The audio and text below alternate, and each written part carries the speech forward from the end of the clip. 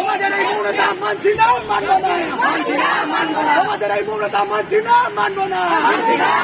আমাদের এই মৌনতা মানছি না, মানব না।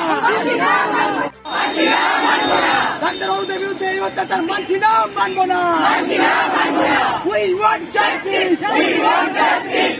We want justice. We want justice. We want justice. We want justice. We want justice. We want justice. We want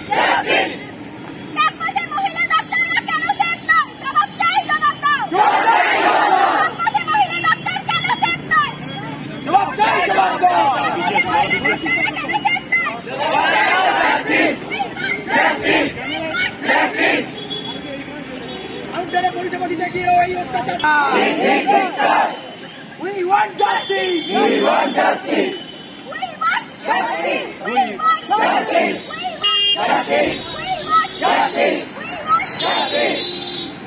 কি বলবে? এটা তো নিন্দনীয়। আমরাও যেমন প্রতিবাদ করছি, গোটা দেশ জুড়ে প্রতিবাদ চলছে।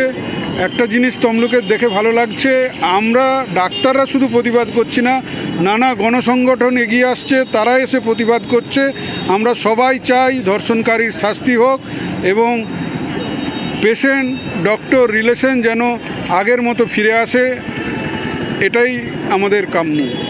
কতটা বর্বরতা বা কতটা সেটা তো সবাই বুঝতে পারছে। আমরা নতুন করে কি বলবো, সমাজ কোন দিকে এগোচ্ছে। একজন ডক্টর যদি তার ডিউটিতে এসে ধর্ষিত হয়, তাকে যদি আমরা এই অবস্থায় পাই, বাবা মা ছেলে মেয়েদেরকে ডাক্তারি পড়াতে কি করে পাঠাবে, তারা তো এখন চিন্তায় আছে সব জায়গাতেই। নাম? আমার নাম ডক্টর সুভাষিস জানা। চিকিৎসকের যে ওপরে যে খুন হলো, কি বলবে এটা নিয়ে? এই ঘটনাটা অত্যন্ত নিন্দনীয়, কারণ একজন সে তার ডিউটি সেরে তারপরে যখন একটু রেস্ট নিতে গেছে, তার উপর যে এই ঘটনা হয়েছে এবং পরের দিন সকালে তাকে মার্ডার অবস্থায় বা কি মৃত অবস্থায় পাওয়া যায়, এটা সত্যি অত্যন্ত দুঃখজনক একটা ঘটনা। এর জন্য আমরা সবাই প্রতিবাদ জানাচ্ছি। আর তোমাদের মনের মধ্যে কি একটা ভয় ভীতি এরকম আছে? অবশ্যই ভীতি আছে, কারণ আমরা সেফ নই। আমাদের ক্যাম্পাসে এখন তো আমরা মনে হচ্ছে সেফ নই, তেমন সিকিউরিটিও নেই।